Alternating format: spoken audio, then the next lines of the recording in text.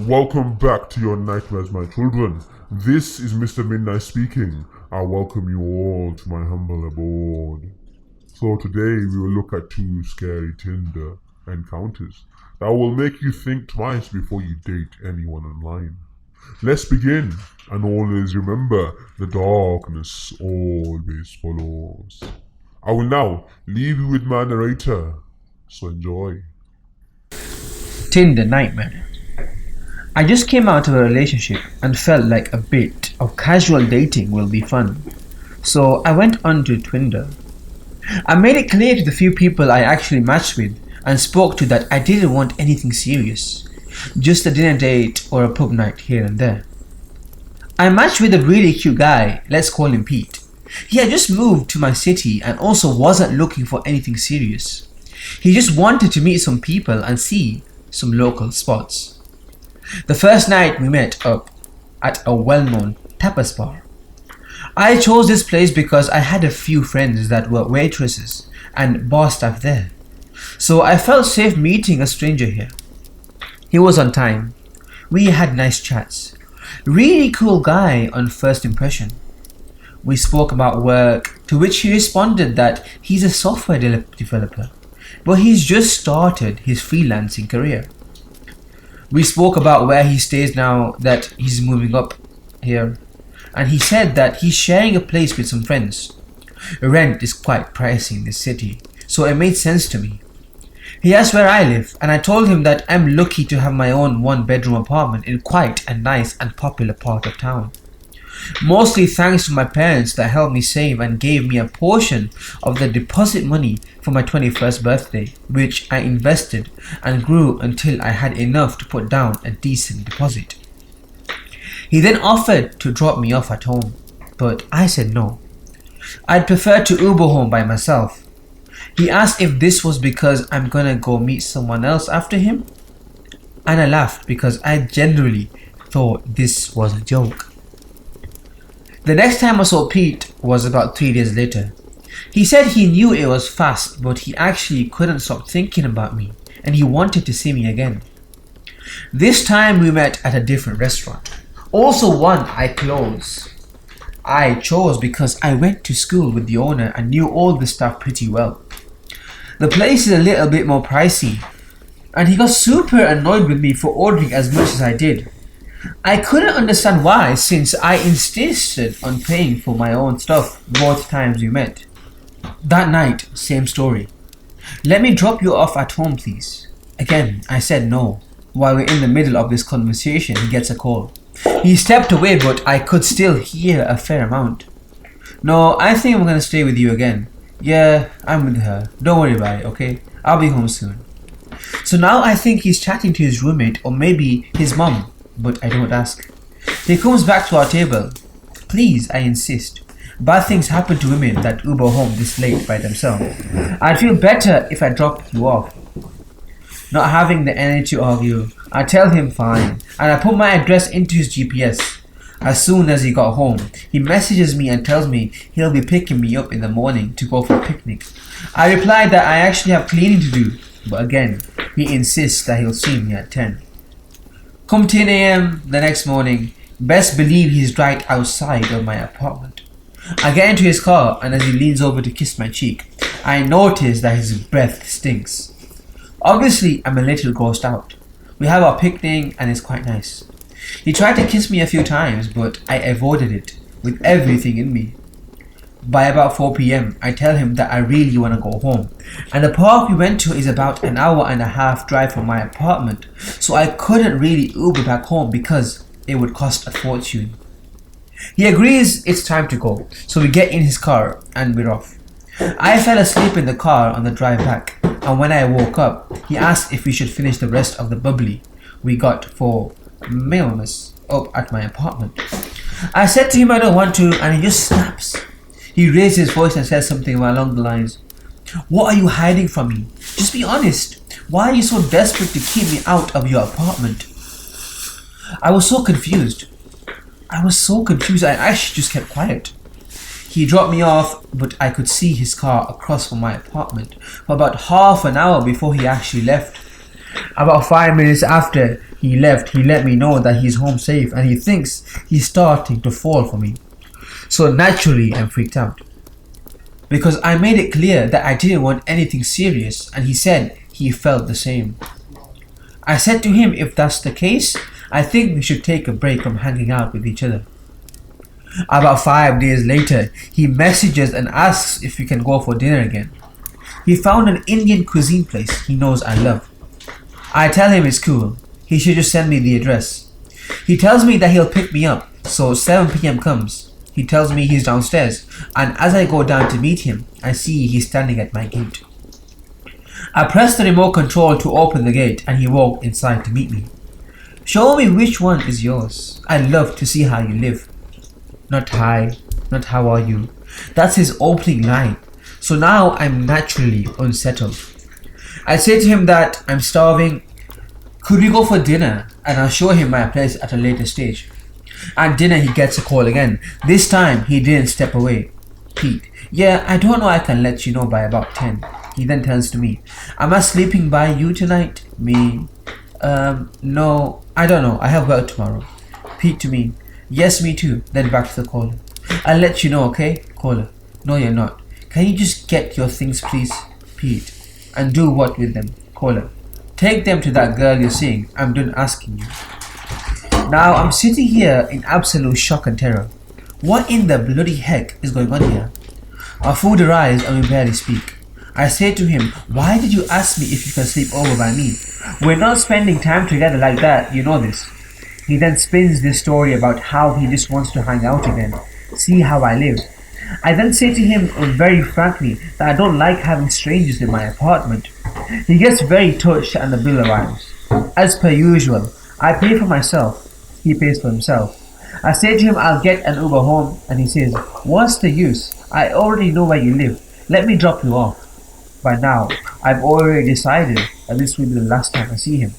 I get into his car and I reach for my jumper and I threw it in the back when he fetched me. I noticed a bag in the back of the car full of clothes and toiletries, as well as a pillow. I don't think much of it. I don't personally drive or own a car, but I know my sister always has the most random shiz on the back seat of her car. On the way home, he's dead silent. When suddenly he says, do you know how selfish you are? I've had no issue driving you around, but you don't want me to sleep over by you. I say to him that I've never had an issue with Ubering, and if he's so touched, I also have no issue with paying him what the Ubers would have cost me. I'm over this and I'm not even playing nice anymore. His phone rings again. Caller. Your stuff is at the security room at the gate, Pete. Stay with your girlfriend or stay with your mom. You're bloody F for taking advantage of everyone like this, Pete. I don't speak to my mom, you know. This you be, and then hangs up. Now, I think this is maybe an ex-girlfriend that he needs to collect things from. Before I even had a chance to process what happened, he turns to me and starts yelling at me. I have nowhere to go. Are you bloody happy? You spoiled brat, living off mommy and daddy's money, getting driven around by me like I flicking work for you. B. My whole body got stiff with fear. I don't know if I'm gonna cry or throw up. In my head, I'm just planning how I'm gonna go grab my bag the second he stops. I run straight to the cafe under my apartment. If you run through the cafe, you can get a gate that takes you to the back part of my apartment, and it works with fingerprint access. There wasn't time to still find my keys in my bag, and I didn't want the main gate I normally use to open wide enough for him to get in when I go in. He stops at my apartment as planned. I jump out, run into the cafe, run out the back, through the little gate, up to the second floor.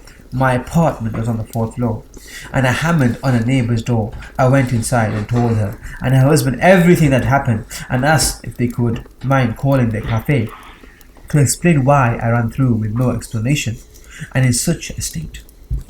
I blocked Pete, and I haven't seen him since. I'm still not sure what his case was. From what I gathered, he was basically homeless, and I think he wanted to get into my apartment to maybe sleep over there for a while.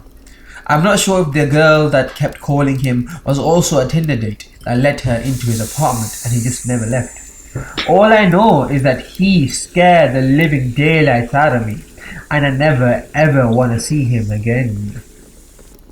Tinder date that turned weird. I went on a Tinder date some time ago while I was adjusting to a new city I had moved to. I didn't really know anybody there, so I used some online dating apps to see the dating scene around town. I landed one from a girl that seemed just like an artsy hippie type of girl. We had a few exchanges through the Tinder app and then decided to meet up for a drink. I picked her up at her house and she greeted me at the door and gave me a hug. She said the name of a local bar she wanted to go to for us to chat and get to know each other. I told her I would drive and proceeded to my car. The first red flag I noticed was when I walked to my car and opened the door. She had just followed me to the driver's side and was standing behind me staring. I looked at her blankly for about 15 seconds and asked her if she was going to get in. She said, "Sure, I would love to," and went the long way to the passenger side around the back of the car. Since I had just met the girl, I figured she had just maybe smoked some weed or something, as I had kind of got the vibe she was a bit of a stoner. As I was driving to the bar, she talked in a very low voice, almost as if she was trying to whisper. I am not hard of hearing or anything, but I had to ask her to repeat herself several times just so I could make out the full sentence she was saying. When we got to the bar, I made sure we got a seat close to the back away from most people, just so I could have a little quiet in order to hear her. The conversations honestly carried on as normal from this point, and it was actually a fun time for the time being. We talked about different things we were interested in, and she did bring up she did recreationally use weed and a few other tripping substances like shrooms and such. I'm not much of a fan of these, but it at least made me relax in the back of my mind to think maybe she was just high of marijuana, and that rationally explains some of the out there behavior. Granted, I had a few drinks at this point, so I was honestly not thinking straight. I asked her if she wanted to go to my place after drinks, and she agreed. We got to my place and we had a few more drinks. Then she started talking about her jewellery, and this is where it gets weird. She told me her jewellery was her big secret and it defined her. When I asked her why it was so important, she said, "I'm actually Anastasia, and I was never killed in Russia. My jewellery is my link to my past." It was hard for me to take this serious at this point with how much I drank, so I kinda of challenging that statement, using the little bit I knew about history. At this point, she freaked out and started yelling at the top of her lungs about how I don't respect ancestors and history. Then she got quiet and tiptoed right up to me and grabbed me by the neck. She then brought my face eye to eye with hers, while she still was holding my neck. She says, at this point, "I am a shaman and I will curse you. My ancestors have destroyed many people and you do not respect that. You are from oppressive ancestors and they will be punished."